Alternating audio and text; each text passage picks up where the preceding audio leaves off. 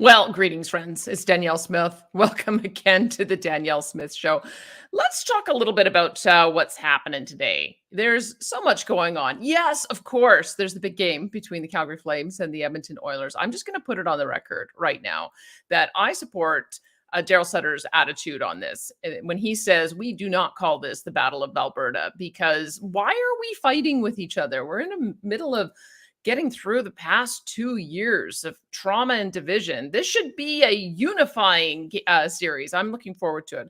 I have said that I support both teams, and this is the reason why. So the Calgary Flames, I became a huge fan of them back in the days of Nieuwendyk and Vernon and Doug Gilmour. My favorite player was actually Gary Roberts, number 10 at the time. And then also I was, of course, an Edmonton Oilers fan going back to the days of Gretzky and Fuhr and Messier and the bunch. And who couldn't have been an Oilers fan at the time? I remember, my brother's going to hate me for saying this, I remember him crying when Gretz was traded to the LA Kings. So here's the thing.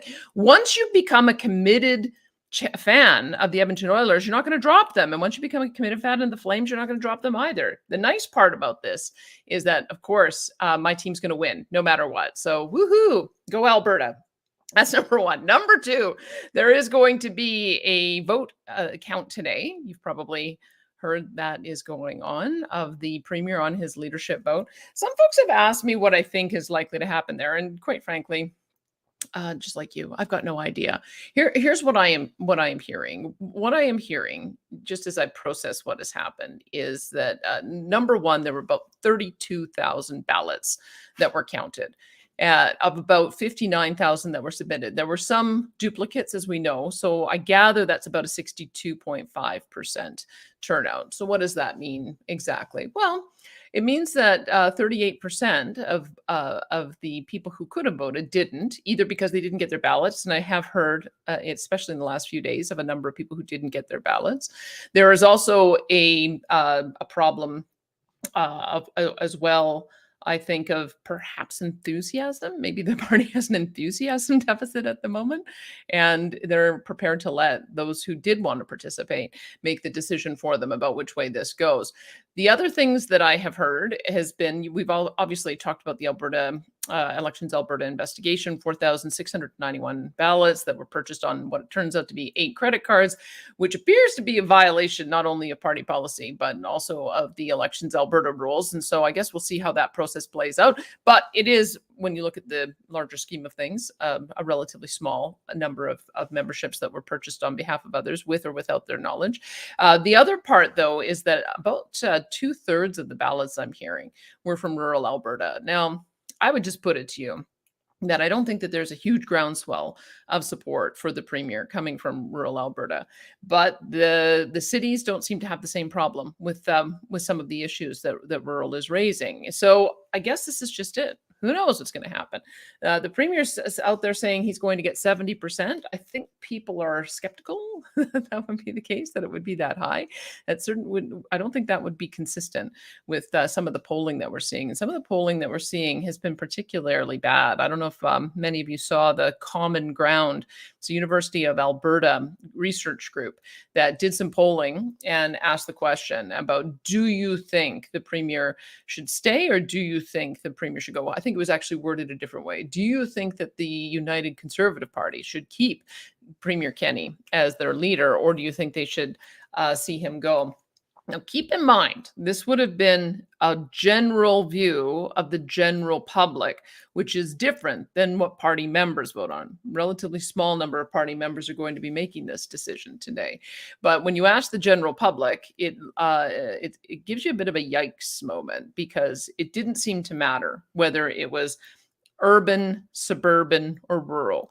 It didn't seem to matter whether it was male or female. Didn't seem to matter whether it was a 18 to a 25 age group, the age group above that, or seniors. Didn't seem to matter if it was Calgary or Edmonton.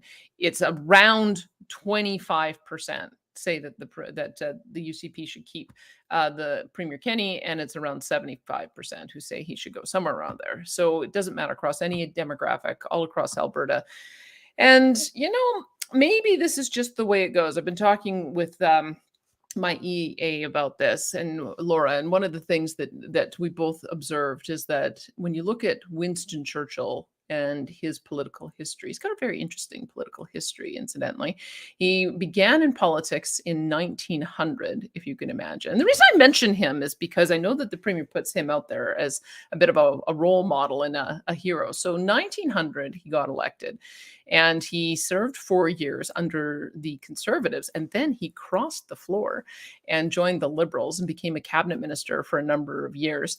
Got disaffected with the Liberals and tried to run as an independent a couple of times, failed, and then got back into politics as a Conservative. So crossed the floor twice, if you can imagine that.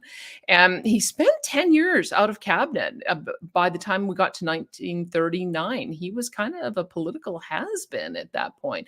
But because he'd been a strong voice on making sure that that we were following the German threat and talking about the need for the UK or Great Britain at the time to increase its defense spending, it thrust him into the leadership role in 1939 after Neville Chamberlain and his appeasement didn't work. But you know what's so interesting? So look at this history. So by the time he got to 1945, won the war, the citizens were well and truly done with him, and he got voted out within a few months of winning the war. And so when you look at that political history, it's interesting to me that somebody who is responsible and revered today as having defeated defeated fascism, defeated authoritarianism.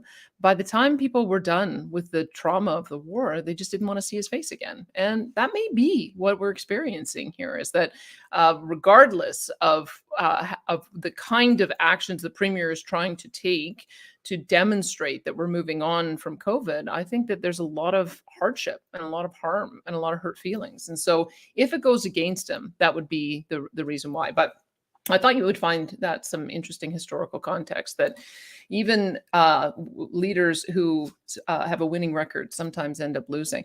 Now, the reason I mentioned this, though, is because the premier has had a good couple of weeks. When you look at the tour that he did of Senator Joe Manchin, the Democrat senator from Virginia, who's been such a champion and ally of Alberta and our energy sector, and a very strong voice in the Democrat ranks in trying to get some kind of sensible policy around oil and gas development. He came up here toward the oil sands and then returned the favor by inviting Jason Kenney down to present to the Senate committee.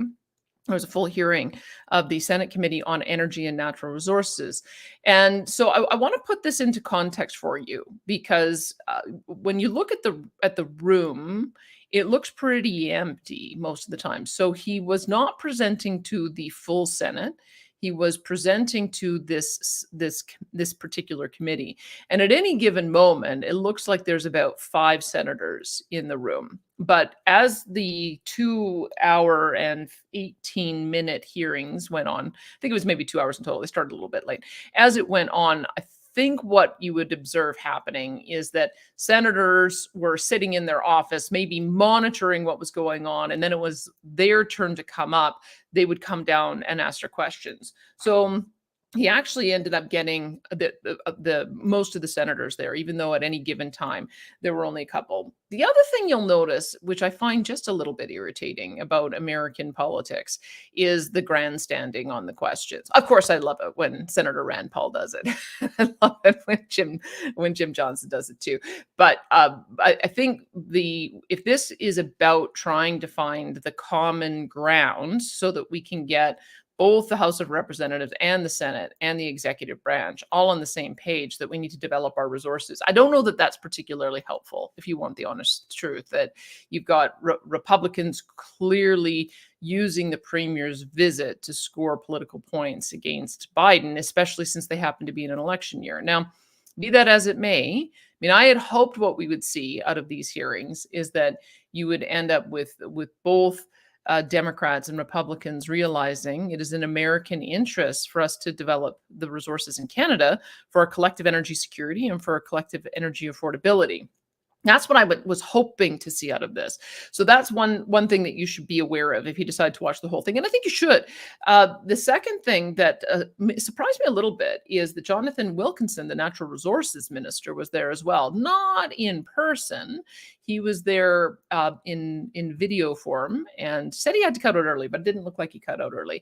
And so he also provided some perspective and context, and I'm not sure that the premier's message and Wilkinson's message were exactly the same. I want to play for you a few of the exchanges, just so you can see they both had 5-minute statements. So I'm not quite sure if I can play all of them for you, but I want to play for you enough so that you kind of get the tone and flavor of how the proceedings took place.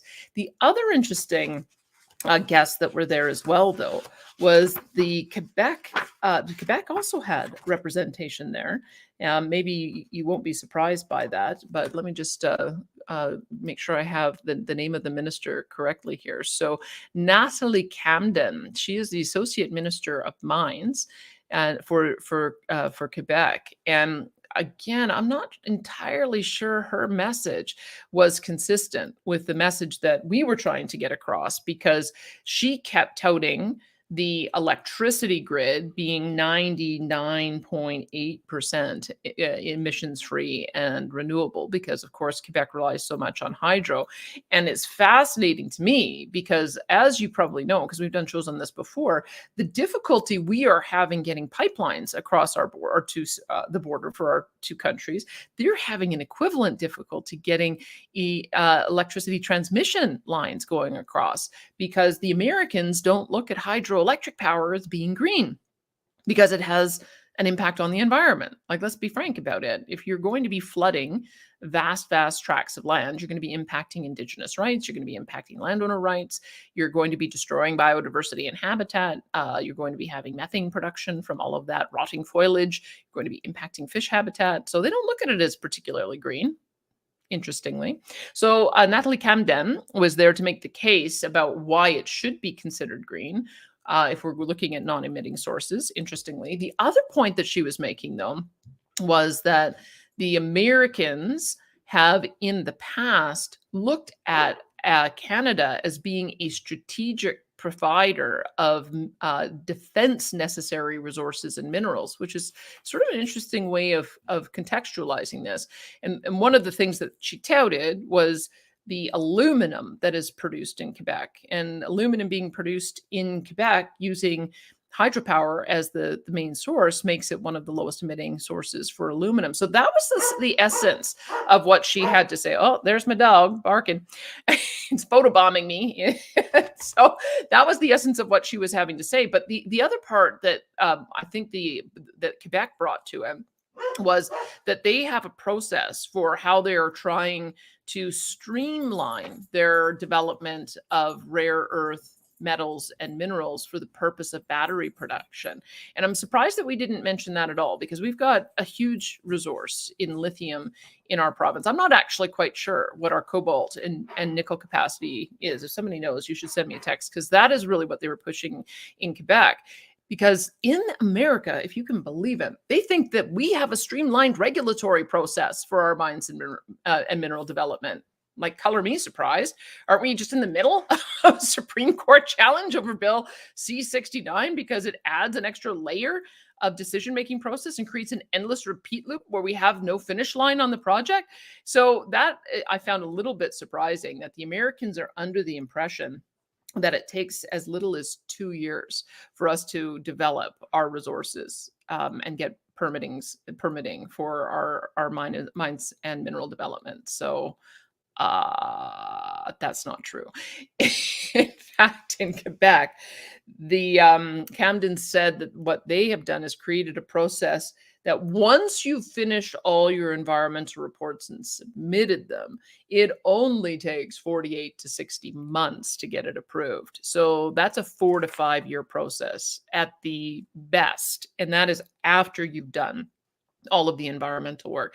So if you could imagine, the Americans were excited about that because the American process can take 10 to 15 years. And even then, at the end of it, you get all of your approvals. And guess what happens? Some extreme environmental group ends up taking it to court, and bingo bango, you're back to the beginning again. The Americans have a really difficult time in developing their resources. So I thought you'd find that interesting. The third person on the panel was Francis Bradley, President and Chief Executive Officer of Electricity Canada. Now, he didn't get that many questions, but he certainly did also tout the interties and interconnectedness between our two markets. And especially if you're going to layer on that everyone's going to need more electricity, certainly out east, for electric vehicles plugged into the grid, he's clearly making the point about why you need those interties, although he did do a bit of a shout out to Capital Power and the carbon capture project that they have to be able to capture the CO2 from their natural gas power plant and then either bury it underground or, they're planning on using it for carbon nanotubes, which is a really interesting development. I may have to do a segment on that because carbon nanotubes, as you know, can be used for a new construction material. So I thought that those were all very interesting. A couple other things that stuck out for me is how different our two countries are in how we deal with natural resources. And it makes me understand a little bit more about what's going on with C-69. The Trudeau government is trying to make a play for the federal government to assert its right over our resources, our development and management of our resources that the Americans already have. So it was very significant in our country when the federal government decided to transfer Crown lands and all the mines and minerals therein to the provinces, because they transferred over the jurisdiction, and it sounds like they've regretted it ever since. So that was one of the things that was very interesting at the Senate committee, is because, remember, senators represent their states. They're looking at Canada and say, golly gee, I sure wish we at the state level had the ability to develop our resources and have approvals the same way you do. At the same time as there's this weird subtext going on that, yeah, we kind of have the ability to do it, but now we've got this layered on process with the federal government. No one really wanted to elaborate on that. So Dwayne Bratt, the easiest way, I think, if you want to get to the page that I'm going to show you, the easiest way to get there is, I must tell you, like, Dwayne Bratt is the best resource. He tweets things out with their link, and then you can just go through. So go on to Dwayne Bratt, and you'll see that he's got a full link to the full committee hearing to examine the U.S. Canada Energy and Minerals Partnership. And part of what I want to try to do here is just, I want to play for you a little bit of the tone, so that you could understand what was said, how our premier performed, because quite frankly, I think he performed really well. I've never had any beef with the premier when he is going abroad and representing our industry. I think he does a really good job of representing Alberta's interests. Hold on a second. I don't know. This is one of the hazards of broadcasting from home. You get interruptions. I don't know how many kids or grandkids running around me, but that my dog is deaf, and so he is constantly trying to do some guarding to make sure that he knows that we know he's doing his job. So let me just play for you the first opening statements, because I want you to hear how it was responded to by the premier, as well as so that you can see the different responses that we have from the federal government and our provincial premier. I'm just making sure I got all of these lined up correctly, because I've got to do my share screen and make sure that you can hear it. So let me just tell you a little bit of the background here. So Senator Manchin is the Virginia senator who asked the premier if he would come down and give the presentation. And so let me just see if I can get for you the very first response that we have. Hold on, I just want to make sure that I am not missing out on, this is the thing about StreamYard. I shared something last time and we ended up not sharing the audio. So I'm going to just make sure that I share the system audio so that I don't end up screwing that up this time. I think I got it. Here we go. Let's show this. And this is Senator Manchin putting the question about what the relationship between our two countries could be. Listen to what he had to say and how our premier responded. Thank you so much. Turn on your mic. There's a little button there. Just I see he had the same problem as I There did. you go. Thank you so much, Chairman Manchin, and to you members of the committee. Thank you especially for having visited us in Alberta. I'm sorry we didn't offer good weather, but come back in the Great. summer. I thought it was all Canada. Senators, if you remember one thing from today's hearing, I hope it will be this, that the province of Alberta is by far the largest source of U.S. energy imports. U.S. energy security depends on Alberta, and Alberta can be a huge part of the solution to the problem of American energy inflation and the cost of living crisis. Senators, last year, over 60% of U.S. oil and gas imports came from Alberta. That's 60, not 16, 60%. The U.S. Energy Information Administration reports that in last year, the United States imported 2.2 billion barrels of crude oil, 1.4 billion of which, or 62%, came from Canada, and virtually all of that from Alberta. Let's put that in perspective. Last year, 13% of U.S. oil imports came from all OPEC countries combined, and only 6% from Saudi Arabia. So Alberta supplies the U.S. with 10 times more oil than Saudi Arabia and 5 times more than all of OPEC. The same is true for natural gas. Last year, my province shipped 4.8 billion cubic feet of gas per day to the U.S. That's 63% of your gas imports. And I'm proud to say that Alberta is home to the world's third largest proven and probable oil reserves, about 180 billion barrels worth, and one of the world's largest reserves of natural gas. The province of Alberta owns those resources and has the exclusive constitutional jurisdiction to regulate their production. Now, after your country has spent hundreds of billions of dollars in recent decades defending security in the Persian Gulf area, it turns out that the solution to the challenges of energy security is your closest friend and ally. Vladimir Putin's brutal invasion of Ukraine has proven the danger of allowing dictators to dominate global energy markets and weaponize oil wealth, using it to spread violence, instability, and terrorism around the world. And that's why we were, frankly, so taken aback when President Biden vetoed the Keystone XL pipeline. It would have safely delivered 830,000 barrels a day of responsibly produced Canadian energy to the U.S., more than displacing the 670,000 barrels a day that you all bought from Putin's Russia last year. We were also perplexed with the administration's response to sky-high gas prices was to plead with OPEC to produce and sell more oil while working to lift sanctions on dictatorships like Iran and Venezuela. White House officials have reportedly discussed a presidential visit to Saudi Arabia to press for more production of their oil and their exports to the U.S. Oil that is used to buy cluster bombs dropped on Yemeni civilians. Well, Senators, Calgary is a lot closer to Washington than Riyadh, and you don't need the U.S. Navy's Fifth Fleet to patrol the Great Lakes. To quote former Montana Governor Brian Schweitzer, we don't have to send the National Guard into Alberta. Chairman Manchin, we truly appreciated, as I said, your recent visit to Alberta to see firsthand the amazing progress that is being made to reduce emissions and improve the environmental performance of Canada's oil sands, but to see also the deep partnerships between our energy producers and our Indigenous people, and to discuss the development of a North American energy alliance. We invite other members of this committee to visit Alberta and see for yourself, judge for yourself, draw your own conclusions about whether Alberta is a preferable solution preferable as a source of imports to OPEC.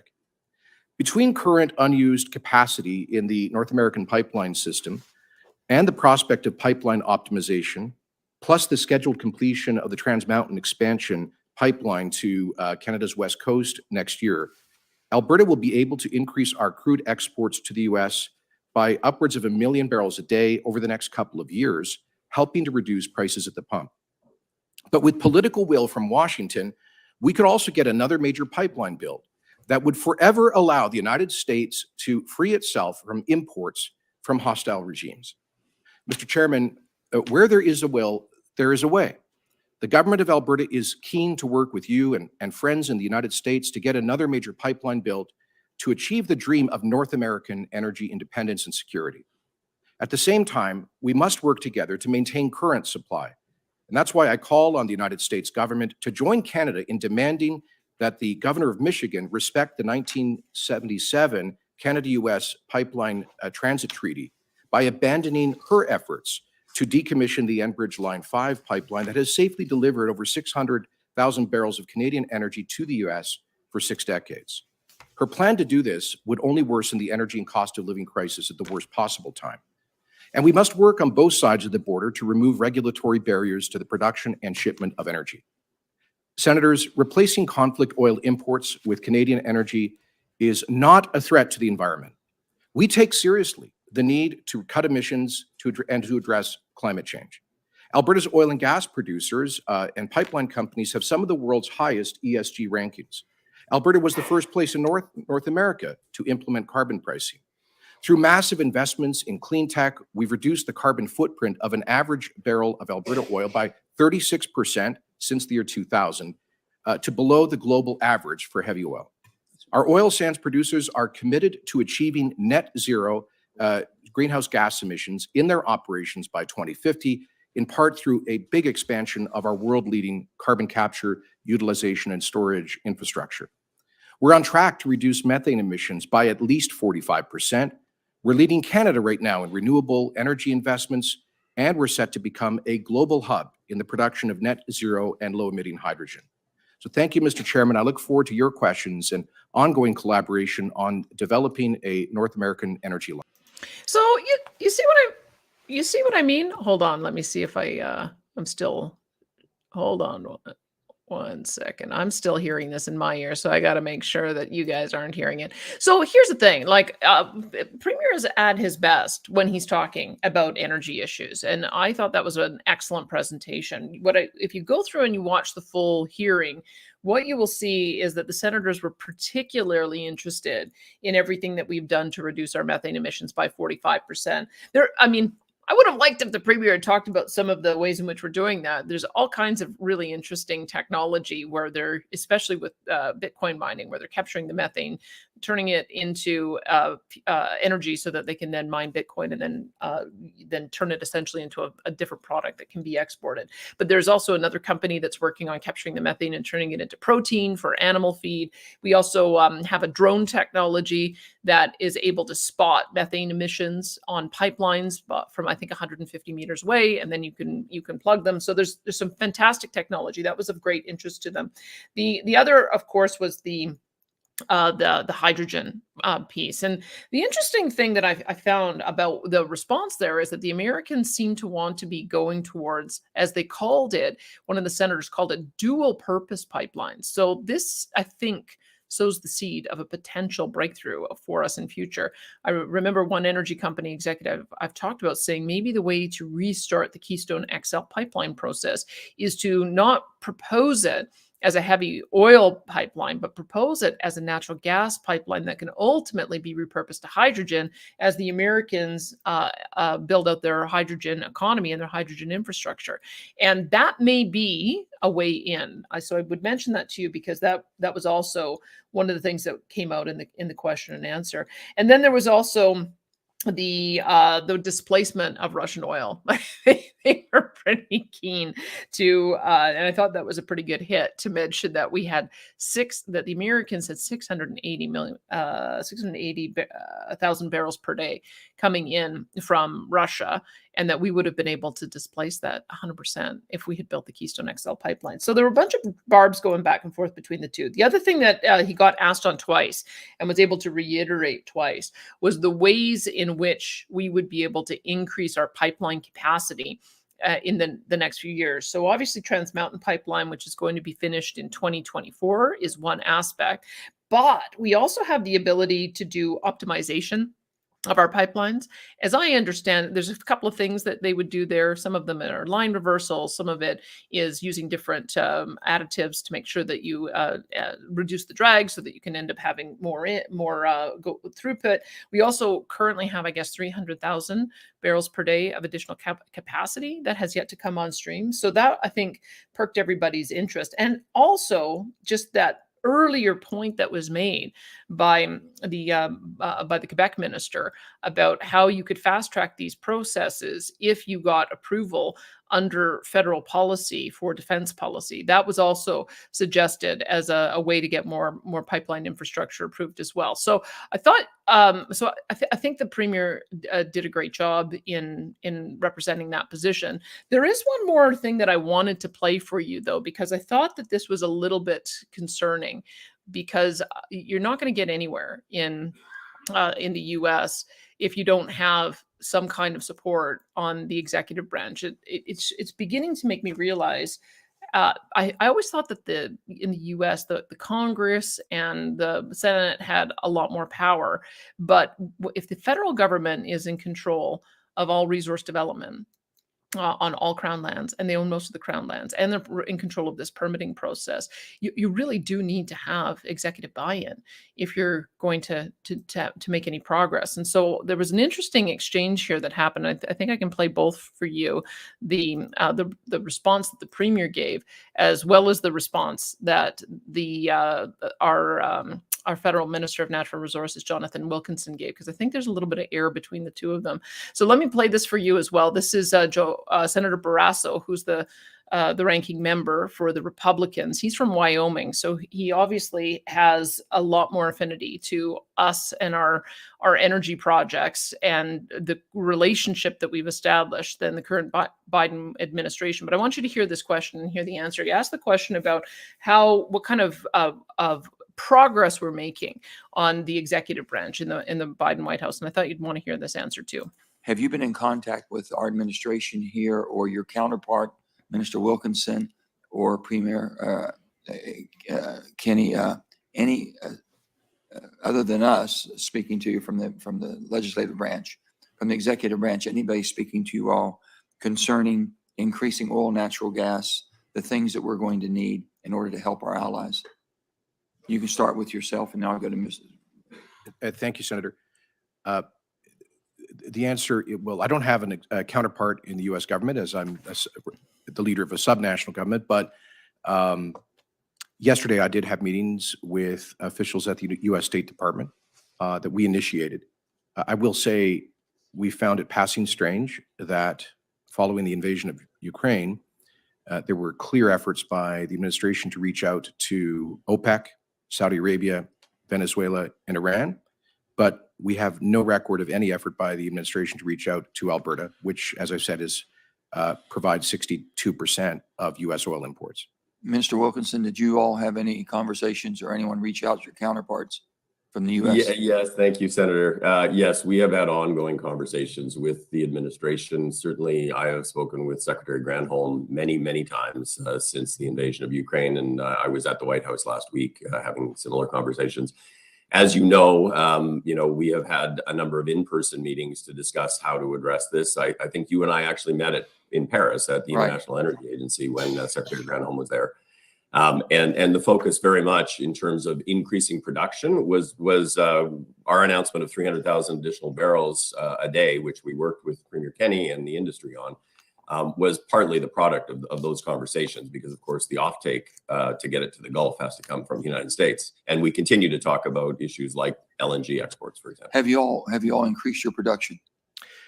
Well, yeah. For the U.S., for us to be able to help our allies around the world? I'll say yes. Last year was a record year for production and exports. We hit, I think, in December, 4.1 million barrels a day. But Senator, we believe, and we frankly don't agree with the 200,000 barrel estimate of just offered by Minister Wilkinson. We have about 300,000 barrels of daily unused capacity in the North American pipeline system, which we expect to fill this year through increased production. Once that's filled, the economics will probably work for additional shipment by rail, which could be upwards of an additional 200,000 barrels a day. In addition, if midstream companies get serious about it, and if regulators approve it, we could see a series of technical improvements through pipeline optimization and line reversals over the next year or so that could add upwards of another 400,000 barrels a day of potential capacity. And then finally, in Q4 of 2023 and Q1 of This would 2020. also reduce the United States reliance on OPEC or Saudi or. Well, I would certainly hope that I think American refineries, I know, would prefer to buy locally, partly because they get our energy on a discount, since we are currently largely landlocked, and so we are price takers. And I do know that Gulf refineries are very keen to get more access to our heavy supply. Okay, so what I found interesting about all of that as well is that it appears that our relationship with the Joe Biden White House is 100% centered around Jonathan Wilkinson's reach out. And that should leave us very, very concerned because as you go through and you see how he frames this, he is our ally, definitely, when it comes to hydrogen. And that is really positive because there's lots of ways that we can get hydrogen to market. You can either do it through LNG export, through natural gas export, through ammonia, extract the hydrogen. And I think that that's likely going to be the future. But that is still requires a huge amount of infrastructure to build out. What do you do in the meantime? And that's where I feel like the federal government is a bit hostile to our interests. One of the things that you should know that just so you understand the vision of the federal government of where they're going, one of the things that they said is that even after 2050, when we reach the net zero targets, he went on to say that we're going to have to continue to use 1/4 of the current production of oil and 1/2 of the natural gas for non-combustion purposes. So if you're going to, and I personally think that those are probably quite low. So one of the things I think we're seeing with the federal government is that they're going to continue to grind away on making sure that we do not use oil or natural gas for combustion purposes. It means we can use it for petrochemicals. Bitumen, this is perhaps a rebranding opportunity for us. Bitumen can be repurposed for carbon nanofiber, which can be used for construction materials, but more importantly for asphalt. And look, if we're going to be having electric cars, we're still going to need some roads to drive them on. So that, I think, is the direction that the government is going. But the idea that our power grid could be completely off of natural gas by 2035, which is the aggressive target that the federal government has put forward, it's not going to happen. Especially, this is what doesn't make any sense, actually, is that if we're going to be moving towards a hydrogen economy out of which methane is going to be the principal feedstock for that. If you're capturing the CO2, we shouldn't be bent on trying to completely eliminate this source of fuel from our electricity grid. So I would say that there is not 100% simpatico with our federal and provincial governments on that. And I thought you'd be interested in knowing that context. But I think the Premier did a good job there. And it's always great when we can go abroad, talk about our message.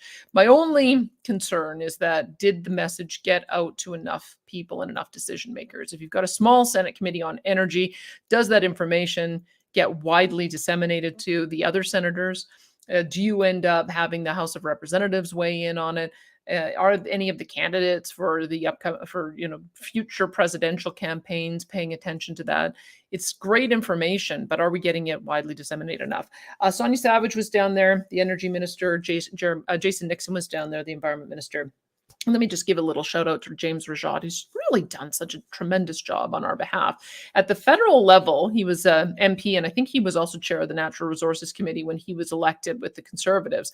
But he has since been appointed to be our representative for Alberta in Washington, and he was also there as well. So he clearly arranged the trip.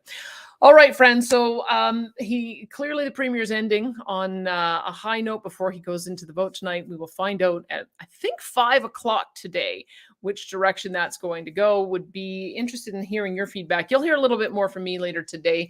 I'll be doing a little bit of commentary with Corey Morgan as we get into getting some of the results, and I'll be watching very closely, just as you will as well. Thanks so much for tuning in today. I'm Danielle Smith. This has been The Danielle Smith